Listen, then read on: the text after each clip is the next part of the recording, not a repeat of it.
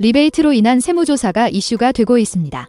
국세청은 작년 말부터 건설, 의약품, 보험중개 등 세 분야를 대상으로 대대적인 고강도 세무조사를 진행하고 있는데요. 일반적으로 환급이나 할인을 의미하는 용어인 리베이트는 세무조사에서는 부당한 금전 거래를 의미하는 말로 사용됩니다. 예를 들어 판매 촉진을 위한 리워드성 금전 제공, 의료기관의 환자 유치 대가로 지급된 금전이나 현물, 하도급업체나 협력사의 계약외로 제공된 대가 등이 이에 해당하는데요. 이러한 리베이트는 비용 과다 계산, 가공 지급, 명예위장, 세금 계산서 미발행, 수취처의 소득 누락 등 다양한 형태의 탈세로 이어져 문제가 됩니다. 리베이트와 관련된 대표적인 탈세 사례로는 실제로 지급하지 않았음에도 광고비나 접대비로 계상하거나 존재하지 않는 거래에 리베이트를 지급한 것처럼 꾸며 비용 처리하는 경우가 있는데요. 이러한 행위를 적발하기 위한 것이 바로 리베이트 세무조사입니다. 즉, 기업이나 개인이 법적인 범위를 벗어나 부당한 금전이나 현물을 제공하거나 수수했는지를 검증하는 조사인데요.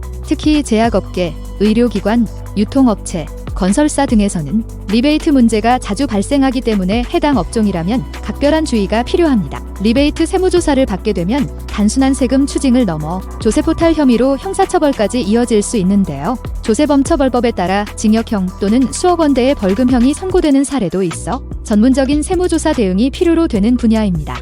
리베이트 세무조사 사례 중에는 법인의 대표가 회사 내부에 리베이트 내역을 전혀 모르고 있는 경우도 많은데요. 이는 리베이트가 주로 영업 현장에서 비공식적으로 이루어지거나 내부 보고 체계 및 통제 시스템이 미흡한 구조에서 비롯되는 경우가 많기 때문입니다. 특히 리베이트가 영업 실무자나 중간 간부선에서 처리되거나 광고비, 판촉비, 지급 수수료 등으로 회계 처리되어 겉보기에 합법적인 비용처럼 보이게 되면 대표자는 이를 인지하지 못할 수도 있는데요. 하지만 대표이사가 리베이트 내역을 몰랐다고 하더라도 법인세법상 대표자는 조세 신고 및 납부에 대한 총괄 책임자로서 책임을 피하기 어렵습니다.